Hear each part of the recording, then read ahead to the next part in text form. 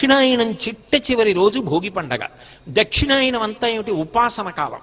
దక్షిణాయనం వచ్చిందనుకోండి, ప్రకృతి ప్రతిబంధకాన్ని ఇస్తుంది. దానికి మాసం కానీ, దానికి రోజు కానీ, దానికి తిథి కానీ ఉండవు. దక్షిణాయనం ఏ రోజున పూర్తయిపోతుందో అది భోగి పండగ. ఎందుకు అలా చెప్తారు అంటే, దక్షిణాయనం అంతా ఉపాసన చెయ్యాలి, భగవంతుని యొక్క అనుగ్రహము కలిగి ఆయన యొక్క దర్శనం అవుతుంది. ఆ భోగి జీవితంలో ఒక్కరోజైనా పొందగలిగిన వాడు ఎవరుంటాడో వాడు భోగం అనుభవించినవాడు. అందుకని భోగి పండగ అన్నది వచ్చింది ఉపాసన రీత్యా. ఉపాసన అంటే మీరు ఒకటి గుర్తుపెట్టుకోవాలి. ఉపాసన అంటే ఏమిటంటే, ఉప అంటే దగ్గరగా, ఆసన అంటే కూర్చుండుట. దగ్గరగా కూర్చుండుట అన్న మాటకు అర్థం ఏదో భగవంతుడి మూర్తి పెట్టుకుని దగ్గరగా కూర్చోమ్మని కాదు. భోగిరికి వెళ్ళి అడిగింది, మిమ్మల్ని అందరూ పూజిస్తారు, నాకు మీలో స్థానం ఇవ్వండి అని అడిగింది. గోవులన్నాయి, నువ్వు చించిల లక్ష్మివి, వెళ్ళిపోతూ ఉంటావు, మా దగ్గర వద్దన్నాయి. అంటే ఆవిడంది, నేను వెళ్ళిపోవడంలోనే ధర్మం నిలబడుతుంది, అధర్మం ఉన్నవాడి దగ్గర ఉండకూడదు, వెళ్ళిపోవాలి, ధర్మం ఉన్నవాడి దగ్గరికి వెళుతూ ఉండాలి, అప్పుడే లోకంలో ప్రయోజనం సిద్ధిస్తుంది, నన్ను వెళ్ళొద్దంటే ఎలా అంది. అంటే అవన్నాయి, అయితే మా మల విసర్జన స్థానమునందు నువ్వు ఉండు, మేము విడిచిపెట్టిన మలమునందు నువ్వు ఉండన్నాయి.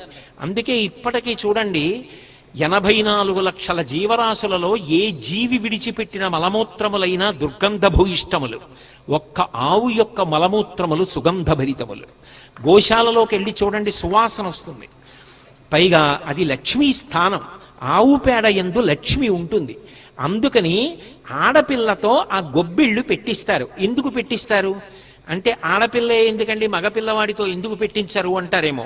మగపిల్లవాడు ఒకవైపు తరం ఉన్నటువంటి వంశాన్ని మాత్రమే తరింపచేస్తాడు, ఆడపిల్ల 2 వంశాలని తరింప చెయ్యగలిగిన శక్తితో ఉంటుంది. ఈ కాలమునందు లక్ష్మీదేవి అనుగ్రహం కలిగే సమయం కాబట్టి ఆవు పేడతో గొబ్బెమ్మలు చేయించి, బంతిపూలు పెట్టించి, ప్రదక్షిణం చేయిస్తూ గొబ్బెమ్మల మీద పాటలు పాడతారు.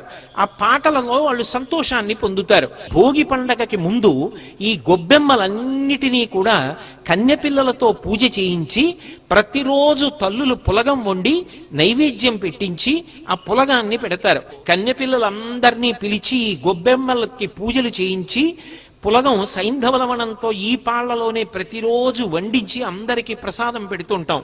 ఇవన్నీ తిని ఆడపిల్లలు చక్కగా సమాజంలో వృద్ధిలోకి రావాలి అని చెప్పి అందుకని పులగం పెడతారు. ఈ ఎండిపోయిన గొబ్బెమ్మలన్నింటినీ భోగి మంటలో వేసేస్తారు.